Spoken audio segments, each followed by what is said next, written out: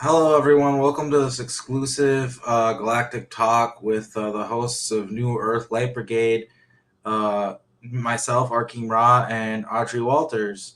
And today, we're gonna go into some of our galactic history that we share with each other. The history of my name, which is Arkheim,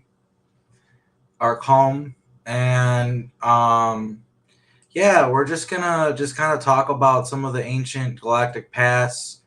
And some of this really honestly is for me personally, because Audrey seems to have much clearer and more concise memories of this stuff than I do. And yeah, it's kind of just an educational thing. And I'm putting it here on the Patreon first, which thank you so much to all of my subscribers for helping my support my work and what I do. But yeah, it will be publicly available on YouTube after some time. So if you're seeing this on YouTube, yeah, I want to make sure this information becomes publicly available. But yeah, so thank you to the people who are seeing it first on Patreon. So yeah, welcome to the show, Audrey. Can you tell us a little bit about how you got to Earth? So, most of what I'm going to say is stuff that I'm trying to get confirmed through my QHHT session, which I'm going to be having in November. But this is what has been revealed to me through physical contact, through physical memory recall, as well as physical experience recall, like actually experiencing it on a physical level, like 3D level, as well on a soul level. So the story that was given to me, the story was given to me through discovery through my handler. To this day, I don't know how much of it is accurate, this is the number one reason why I want to be in full disclosure and be fully honest with people before I give this information out.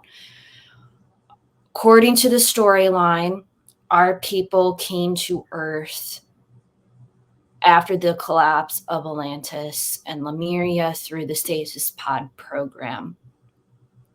I remember having a soul transfer process happen to me while I was around 18, 19, and 20 years old, where I had my soul consciousness go back to a stasis pod back on my mother's ship. This mother's ship is known as Janirda.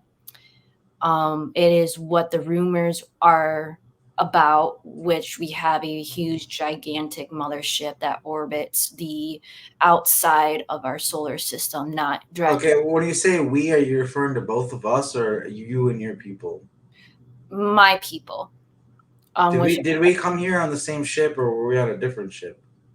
we came here by two different ships. One was the main mothership, which was known as Janirda.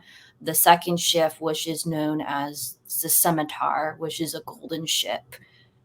And the golden ship is known as explorer vessel, but also a warship as well. It can act as a warship, and a lot of people and a lot of other races have deemed it known as the golden sword of justice. It goes by many different names, but the proper name is the scimitar. And yes, it's made out of pure gold alloy that is infused with other metal alloy. So yes, this ship is made out of pure gold. And no, this gold was not mined from Earth. It was mined from asteroid belts in our solar system back in Andromeda galaxy. Um, so we have a mothership. It is also fused with Time Lord technology, which is Tartarus technology that you see from Doctor Who. So yes, Tartarus technology is real. Our race philosophy as a race, due to the fact that we have expanded our resources and expanded our intelligence of space travel, that our philosophy is to help other races in need. This is not because of galactic war. We just feel that it follows what we deem as the policy of, how do you want to call it? The common courtesy policy. That's what we call it. The common courtesy policy is that a long time ago, you protected our planet while we were still a young, naive race, like still a primitive race.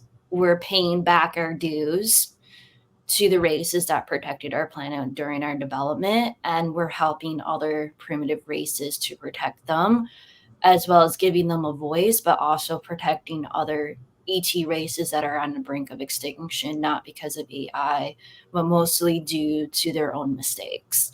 We have helped close to 3,000 or more races during our existence, including during the Orion War, which is connected to some of my galactic origins.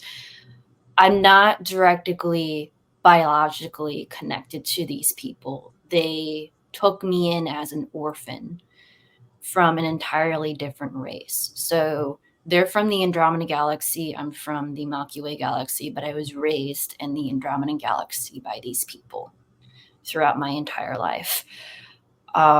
They are an angelic race. What does that mean? Can you elaborate on what an angelic race is? So there's many different kinds of angelic races. A lot of people refer to them as the avians. The Palladians can also be identified as angelic because of their high vibrational state. These beings operate in between the third all the way up to the 17th dimension. So when you go to Corania, it's like an onion. There's many different layers of dimensions and many different layers of consciousness there. So the way that they do that is that they can literally shift in between densities or shift in between consciousness in order to help different races at different densities. So the term that we use for angelics are beings that are from the 10th dimension and up. That's what a lot of beings consider angelic races to be. So this can open the door to many different categories, like the Arcturians, the Palladians. Any race that has a very high vibrational state can be considered an angelic race. So this race is known as the Jinnibu. This is what has been told to me by my handler. With their humanoid winged being, and their hair is very similar to the Avatar series, but it's completely different. Like, yes, it does look like hair, but it does not necessarily does look like hair. Now, we do have other races there, or have different, I guess you want to say, forms. So that's one of our forms as an angelic. So when you go a little bit further up, I guess you want to say the evolutionary scale, we have avian races, or like actual bird people on our planet. That's where I come from, correct? Yes. So that's why I thought there was a good chance we came here on the same ship, but we didn't. Yes, we did come on the same ship, yes. Oh, that's what I was asking you in the beginning of the interview. And you said that we didn't come on the same ship.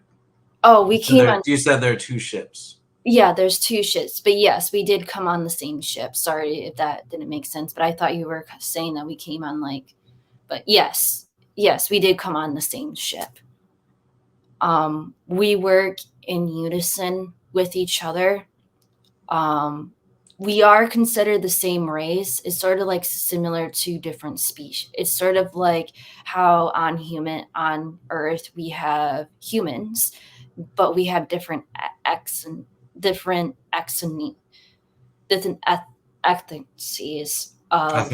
yeah. Yes, of humans, and that's the same thing with Koribanians as well. We not only do we have that race, but we also do have an aquatic race that lives in our ocean or lake, as it's called, but it's not really considered an ocean. but it's mostly like a very big giant lake. And we also have an aquatic race that lives on their planet. They're not intelligent enough to build their own technology yet, so we just leave them alone as far as we know. And then we have 2 neighboring alliances with our neighbors or galactic neighbors. One is called, what was it called? One was called Lashandra. They're a reptilian race. They're allergic to salt water. So they're a freshwater reptilian race. They work with us on our mothership side by side, but they have no direct. Sorry, my cat keeps on distracting me. Just a second. Okay. Adarna, what are you doing, silly? Adarna, come on. Come on. That's not a toy box. It's your litter box. Okay. Sorry, I just cleaned her litter box, and she likes to play in it when it's clean. Oh, it's okay. Had to kick her out of there. But anyway. So yeah, so one of our alliances, and they live in the same solar system as us. So we have Lashandra. They're a freshwater reptilian race, so they have no direct lineage to the Draconian Empire whatsoever, and they work with us. They're a friendly reptilian race. They're also vegetarians. They don't. Adarna, stop it. They're considered reptilian vegetarians, meaning that they don't eat like other intelligent life. They farm their own cattle like we do here on Earth. Like they don't ethically go out and seek other planets to basically eat. Adarna, stop. I'm sorry. I don't mean to. It's just she's gonna keep doing it, and I gotta tell her to stop. Okay, so one thing. Sorry for the interruptions with the cat. I'm kind of curious. Like, okay, you said you got this information from a handler. What makes you think that the information is accurate? Physical experience that I had. Yeah. So like you can you elaborate on that? Explain that. So sometimes my people put me in a very, very deep sleep to the point of transferring my consciousness back to my stasis pod, back to my mothership. And there were a couple of times that I would go back and the lid of my stasis pod would be open, and I could literally see beings looking over me that had uniforms on that looked like I was on a mothership, basically. Or like I could literally see their uniforms, literally could see. Okay, so can you go into so the mothership still exists? Where is it? It's orbiting on the other side of our solar system, so basically behind our sun on the opposite side of our solar system. And it is here for what reason? It is here because we were asked to be here in order to protect Earth from invasion by the Draconians. So, who owns the Earth then, if it's not the Draconians? According to the records, the Anunnaki still own Earth. They still And are they not leasing it from the Draco, or what does that structure look like? What does the hierarchy look like there? They have, from our records, they have relinquished ownership over Earth because of the Draconians. They relinquished their ownership over Earth and gave ownership over to the Greys and the Draconians. The number one reason why the Anunnaki did this is because of galactic policy. They didn't want to be responsible for our mistakes. So, who owns the Earth then? This is confusing because you're saying first you said it was the Anunnaki, now you're saying it's the Draco and the Greys. Which one is it? It's definitely the Draconians that own this planet. Okay, so who's in charge of our so where do the Greys and the shot like the Draco? So hold up. Can you break this down again? What is the hierarchy of the ownership of Earth? Who owns the ship?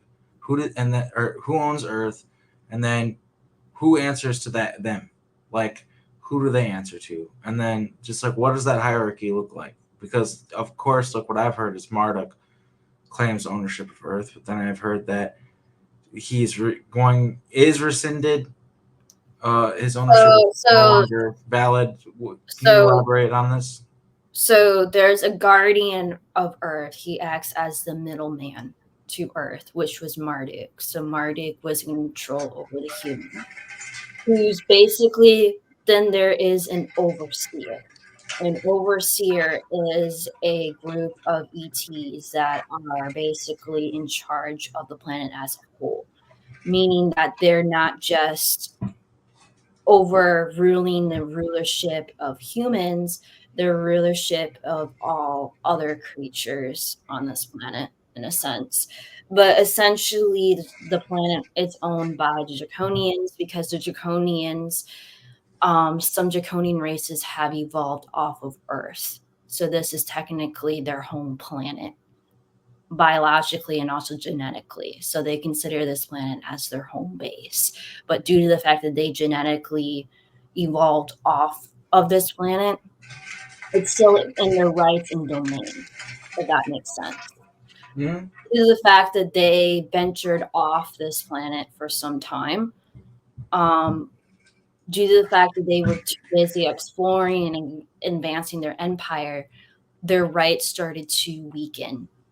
And this allowed the human race, like us, to evolve into an intelligent race.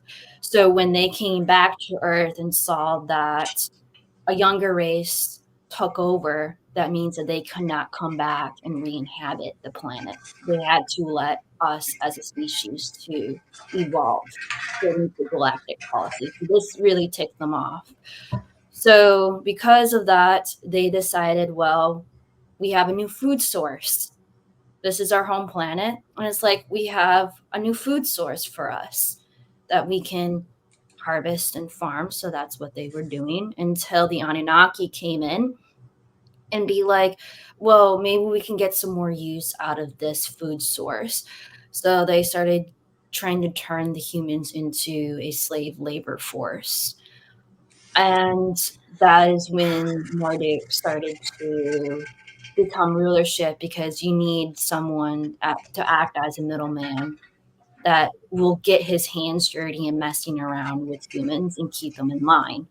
The Anunnaki necessarily didn't want to do that, so they had Marduk do it because every single time that the Anunnaki would show up, the humans would be more distracted in worshiping the Anunnaki than they would do for their own labor, do their own labor, if that makes sense. It So lines up kind of with what I remember, because yeah, I mean, I was there, people, for the viewers, like, and you, like, I just, my memories are fragmented, and I've gotten some comments on recent YouTube videos, people asking me about the arc I come from and my home, and I answered one of the YouTube comments with just honestly, like, okay, like you can ask somebody, right, Audrey, like you can be like, hey, what did you have for breakfast last Wednesday?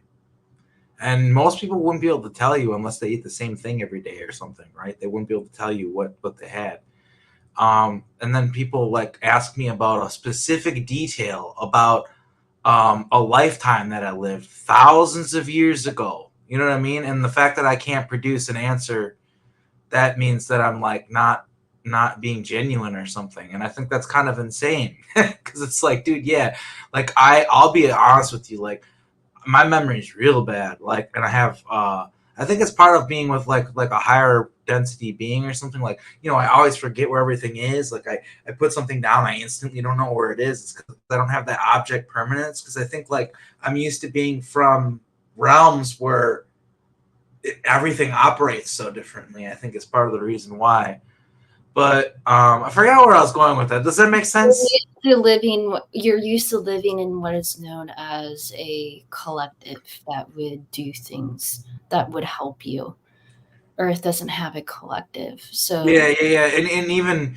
And even humans, like, you know, like I would say that there maybe like are my people that I come from, like we're definitely better about being a collective, but even off-world humans, like meaning non-Earth humans, a lot of times they have a much better collective. Even on some of these like dystopian colonies, which I'm not a fan of, right? Like, they're at least the silver lining, if anything, which again, I'm not advocating for them, but they have camaraderie and a unification and a collective, like you say. And not having a collective identity, I think, is really damaging.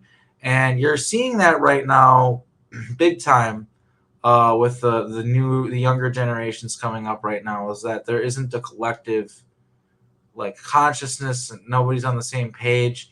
And I think it's becoming very damaging to our society, because I feel like even human beings who aren't very collective, unfortunately, which is part of the problem, even we are, us humans, which, I don't, right now I'm a human even though I don't feel human.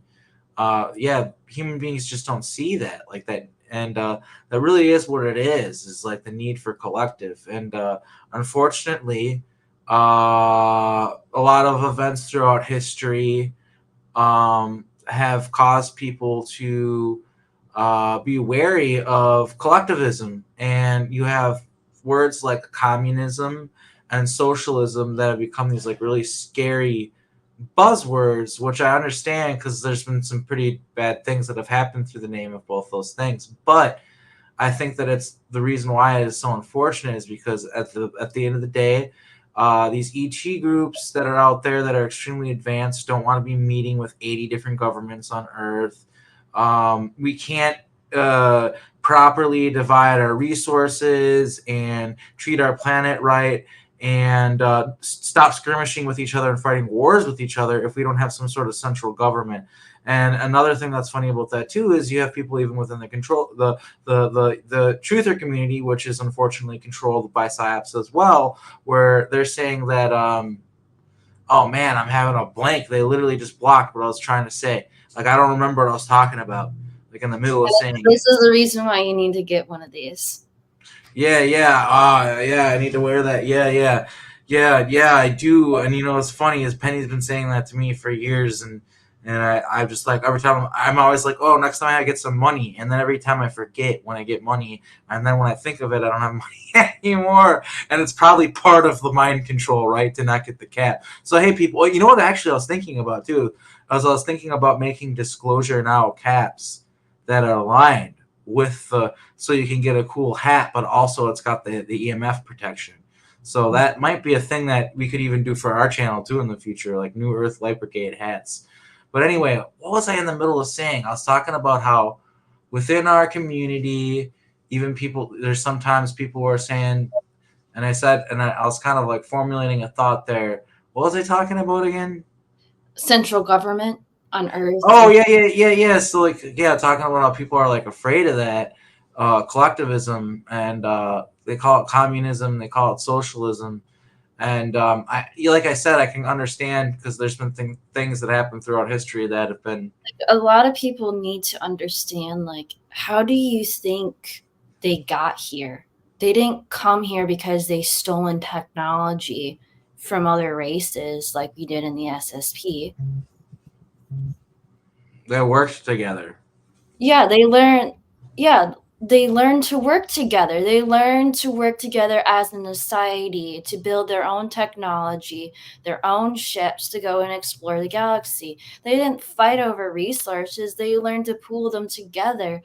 That's what our race did. That's what the Koribanians did. That's what my home race did.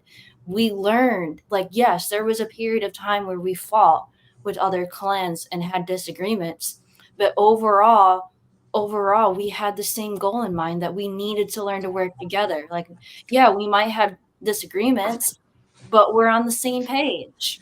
Like, this is our home, this is our planet, we need to protect it. Yeah, and that's and what human beings need to do right now in a big way. I still work with the Galactic Council. Did you know that there are over 23 different races that want to have this planet? They're waiting for the human race to be wiped out so that they can have ownership of this planet. They're waiting patiently for us to kill ourselves in order to get this planet. And do you think that there could be a lot of psychological manipulation and social engineering that is happening due to that fact? Like there could be that. Like, it would Yeah, only seem logical to me. Yeah, there is some, but there is a galactic court case that's going to occur because of that. They have actually found physical evidence, and some of these races are going to be taken to galactic court in November and December of this year. So they're preparing for that. This means that some Palladian races, some Syrian races, and some of these races that we think that are really positive are all being summoned to galactic court, whoever came to this planet in the past. And even under Marduk's rulership, they're all being summoned to galactic court. So no one is safe. Can you explain a little bit about the rulership of Marduk and your relationship to him? So Marduk is my cousin. He supposedly married my older sister or my older cousin. Um, the number one reason why he married my cousin was because he wanted the technology from us. And by doing this, he went to Corania. He hired a race known as the Chalon Race. They're known as mercenaries to come and attack Corania because they wanted our crystal technology to come to Earth. And what they didn't realize is that our crystal is known as the Chinchara crystal, and it's living crystals similar to the um, Vulcan crystals that live in our sun. So this is a living crystal. It has a consciousness, and this crystal defended our planet. Like, it literally defended our planet. It literally blew an entire hole in the ship of a draconian mothership. Yes, there was a time um that the draconians would lease out their motherships, or at least crash motherships that they no longer want, and other races would inhabit them and service them. So yes, the Termalons did have a fully functioning mothership with them from the draconian empire that they came to come to destroy our civilization because they wanted our crystal technology. Our living crystal, Chinchara crystal, blew a entire ship apart because we have a symbiotic relationship with crystals, and they saved our kind. I invented a technology during this time. You're muted. Yeah, hold that thought. That sounds like a lot like what happened during Atlantis. When from what I recall, which it's kind of blurry. It's really blurry, not kind of blurry, super duper blurry. But like I've heard from, there's this guy that they call him the Montauk drummer, and he's not public, so I can't say his name. But he was a Montauk soldier, and he told me about like the story about how like the Montauk time soldiers, they showed up to Atlantis, and like Preston Nichols tried to interface with some crystal or something, and it blew up or whatever. But it just kind of sounds like maybe like a similar situation, because I know that during that time they were using crystal technology. But Yeah, I also know that it has a lot to do with the manifestation, like the fall of Atlantis has everything to do with humankind's super duper powerful manifestation abilities, which we have purposefully gotten rid of. Maybe we can go into all that stuff. so the crystal technology that was used in Atlantis is crystal technology that is from Centauria or Centauria.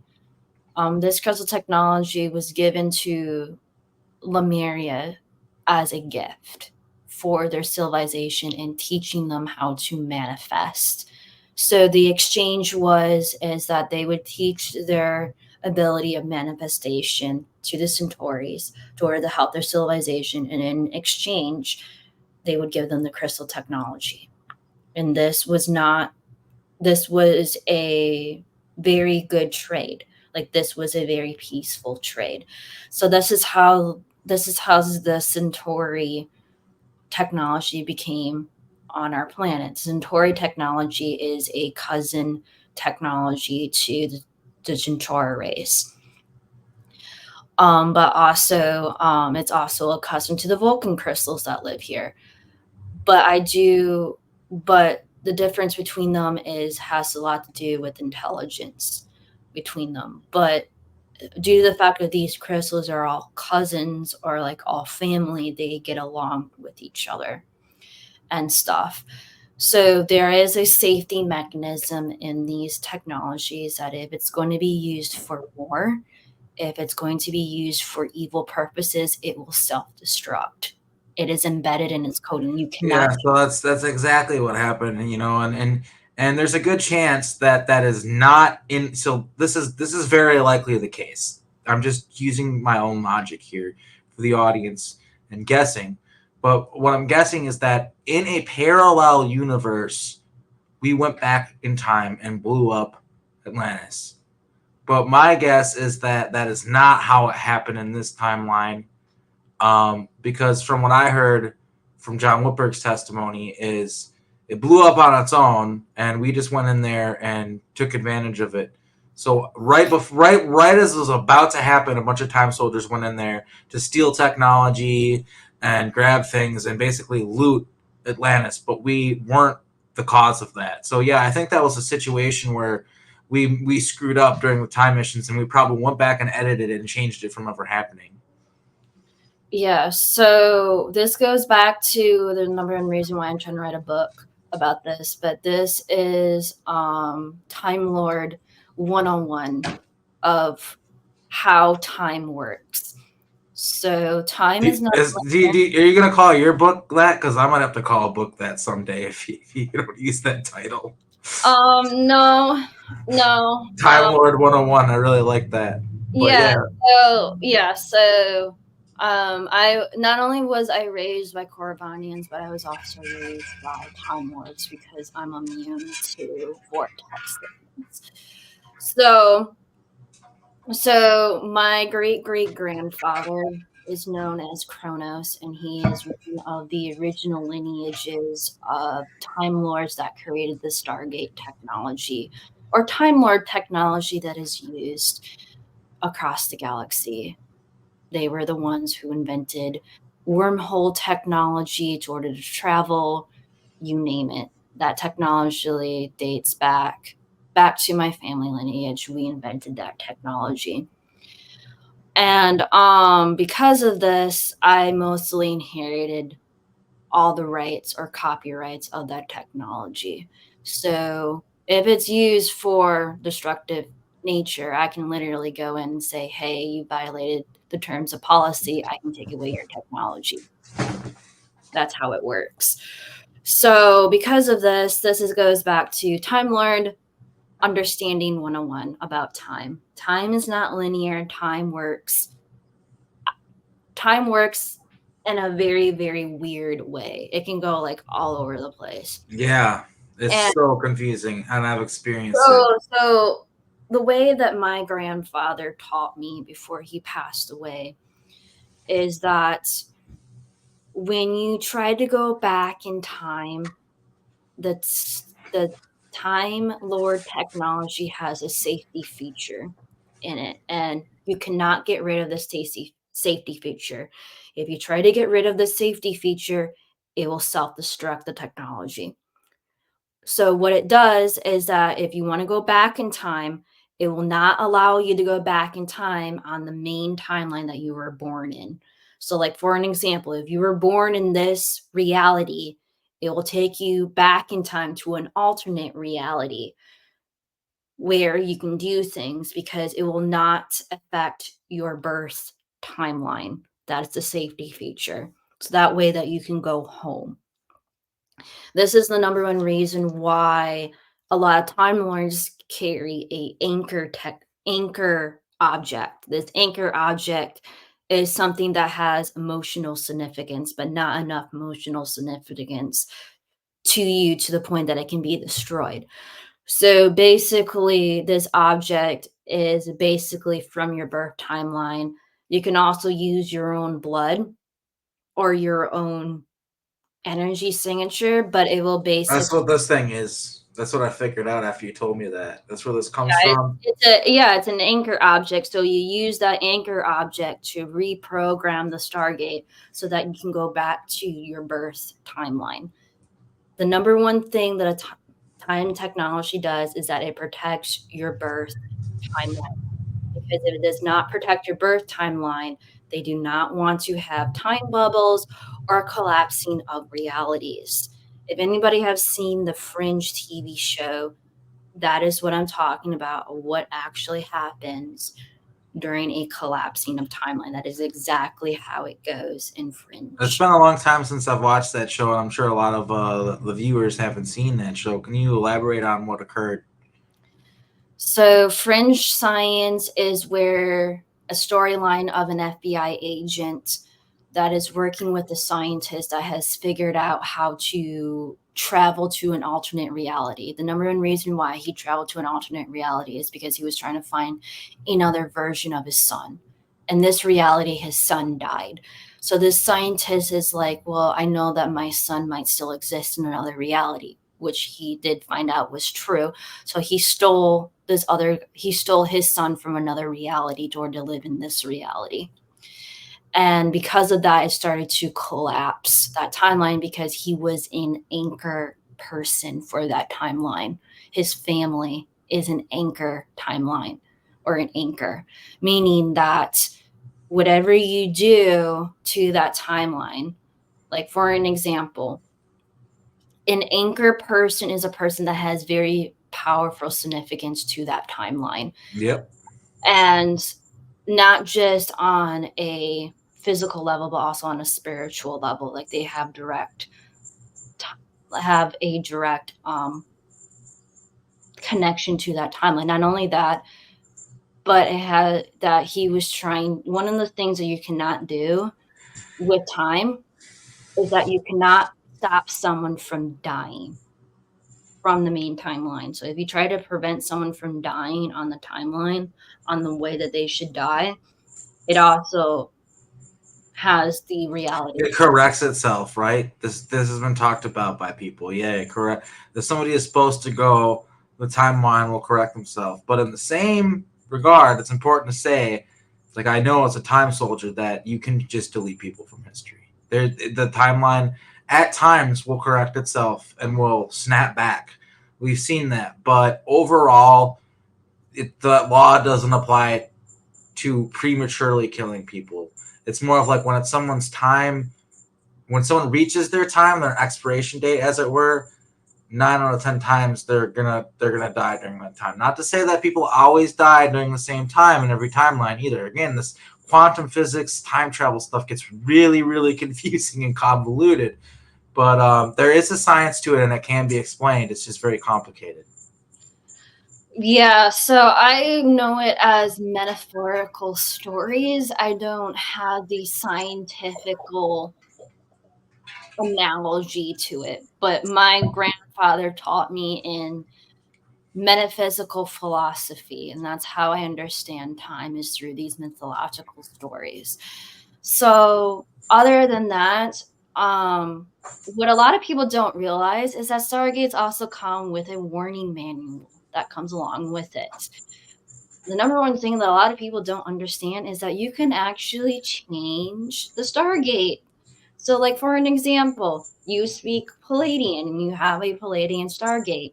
If you put a dictionary or some sort of thing that has modern text on it, the Stargate can translate or scan that modern technology and reprogram the Stargate to have a more modern style of language for people to use the Stargate. And there's also a user manual that also is there that when you first start programming or using the Stargate, a usual little warning programming starts to play. But I do know that a lot of people started to skip that portion and be like, but due to the fact that I have not been in my original body for a very long time, um, we haven't really done a whole lot of upgrading the system of the Stargate technology. I'm supposedly according to Galactic heritage or my galactic heritage is that I did have a husband. His name was known as Ezekiel. He was a and I was married to him and before I came to Earth, and his name was Ezekiel. He was the main technological person that would help me to maintain the Stargate system. I was the heir. So basically, he was a technician that would fix these Stargates or knew how to fix them, basically. And a lot of people are like wondering, yes, it was a love marriage, but he also not only married me to order to feel like he could save his people, but due to the fact that we save all people, he didn't necessarily need to marry me, but it was a love marriage. So my husband Ezekiel is a technician of the Stargate. According to what I've been told is that every Stargate in the entire universe and other realities has my family logo or has my family's name on the back of the Stargate. And I'm still trying to figure out what that symbol is, but it does have my family crest on every single Stargate that's in the known universe. In some, Um, I wonder if it's I drew something. I would have to find it because I don't think I can draw it again off my memory. But yeah, I'll have to show you a symbol that I was drawing in one of my notebooks. I'll have to find it and see if it might be it. But I wanted to say something for people watching this. 'Cause I mentioned this anchor object here, and so people might be curious where the hell I got this from and how I got it. I from what I recall, so this is how it occurred for me in this reality is, or in this timeline, this life, the here and now, as it were, is I was pretty fresh to this Montauk stuff, and my grandmother had passed away, and I was getting memories back of that during this week when this happened. I was getting memories back of having not a dragon, a phoenix, memories of having a phoenix and being soul bonded to it. And the Rick and Morty episode about dragons had come out, which made it really weird, but that is kind of how it is. Like you bond with them emotionally, and it was just it was like kind of blowing my mind. Like, and I remembered like the phoenixes could open portals and stuff, and I remember them being blue and the dragons can open portals too. Dragons can do that too. But just remember I was getting all these memories back, and it was wild. And then like my grandma died, and my mom came home, and she's like, "Hey, I found this necklace, and I think you'd really like it. It's I think you should have it." And it was this freaked me out because if you see it, it's a phoenix coming out of a portal. I mean, it's just insane, and it should freak me out right away, but it took me a minute to really get the memories back. And what it was is I was on some sort of time mission in Europe, and we were in Italy during the late 1900s, I don't know, 1970s, 80s, somewhere around there. I can't really pinpoint the exact date, but it was Italy, and it was her. Basically, I ordered a bottle of wine to her table, and then I ended up hanging out with her, and I left her like a gift basket. I sent her into her room the next day and said, "Hey, it was nice meeting you," or something like that. And this was in the gift basket, this necklace. And I did that because I knew that it would end up in my grandmother's things, and I knew that I would end up with that. This version of me would end up with it somehow. I knew that, and I wanted me to end up with this necklace. And this necklace is an anchor. It is an anchor to I think the reality I come from, and I think that is the reason why this version of me wanted me to have this is because I am not in that reality right now. So this is from an alternate reality, and this is so when the time is right, if I want to, I can go back to the reality that I actually come from. I can decide that for myself if I want. I can stay here or go back. So that's going to be a really hard decision to make because I've been here so long that it kind of feels like home now. mm-hmm. So, so with Stargate technology, they do some Stargates do have an AI consciousness. Um, The only way that I know that is that I do have physical stargates that come and try to contact me during astral travel or during my dream state. I started to notice this is when this happened last year around Christmas, where I went through a golden stargate. Apparently, there's a golden stargate that's in the Upper Peninsula where I live. I know exactly where it is. And there is an ancient human that acts as the gatekeeper to that stargate. And he has a time dilation necklace. It protects him from vortex sickness, but it also just age regresses him. So it puts him in a little time bubble so that he doesn't age. And he's just the gatekeeper to that stargate. He basically thinks that his sole right or his sole privilege or his purpose in life is to basically maintain and care for this golden stargate. And that's totally fine.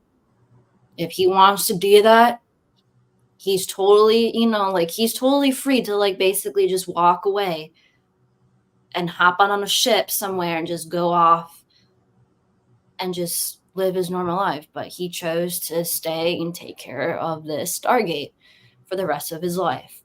So it's like we don't force people. We don't, actively go out and kidnap people and be like gatekeepers. There's some people that just choose to just be gatekeepers of Stargates or care. Do you know the connection between lighthouses and stargates, and um do you know anything about that? Yeah, so lighthouses are beacons.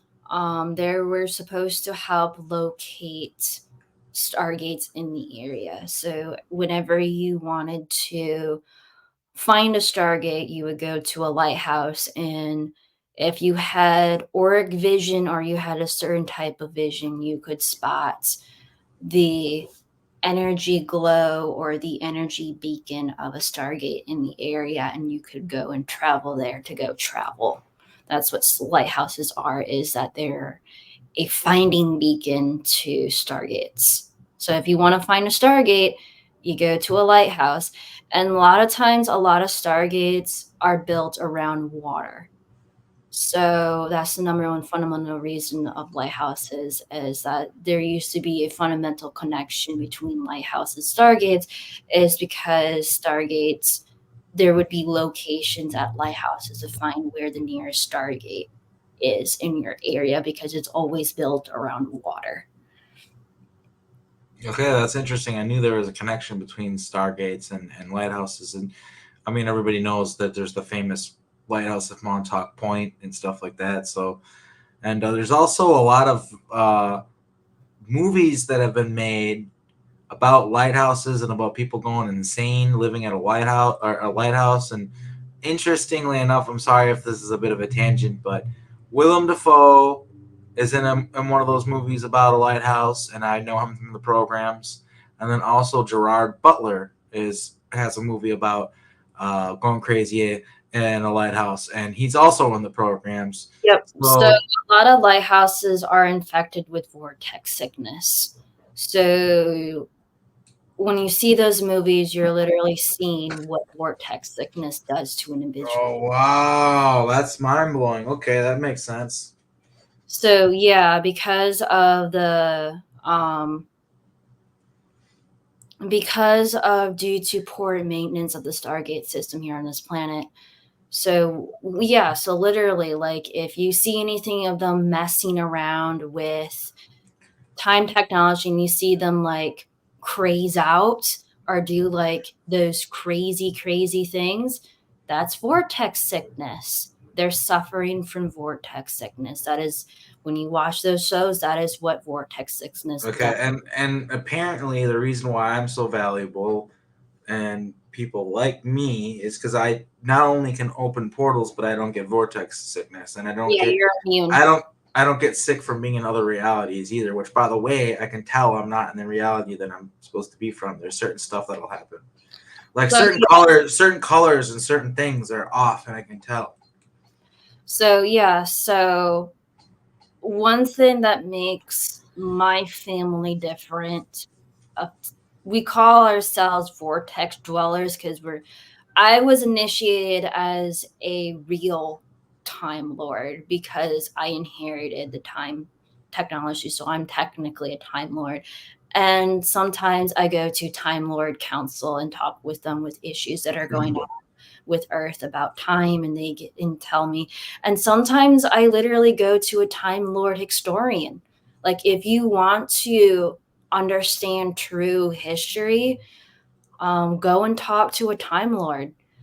I have learned from my family that if I want to know true history, go to a time lord, because they can actually literally take you, or go through, you can use a Stargate as a mirror or like a looking glass into other realities.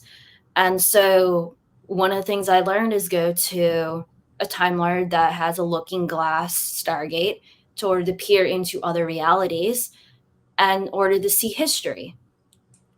And I have learned how to study history through the looking glass of Stargates. A lot of people think that they can use the looking glass Stargate to alternate realities to their own will, and that's not what it is used for. That's not what you can, and it always backfires sometimes. But yeah, Stargates can be used as looking glasses into other realities.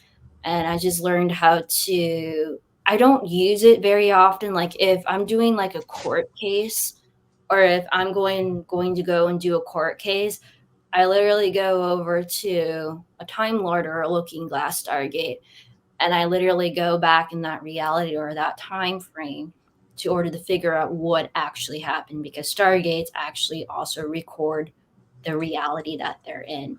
Every fundamental, the good, the bad, the neutral, they record it all. And they That, have to.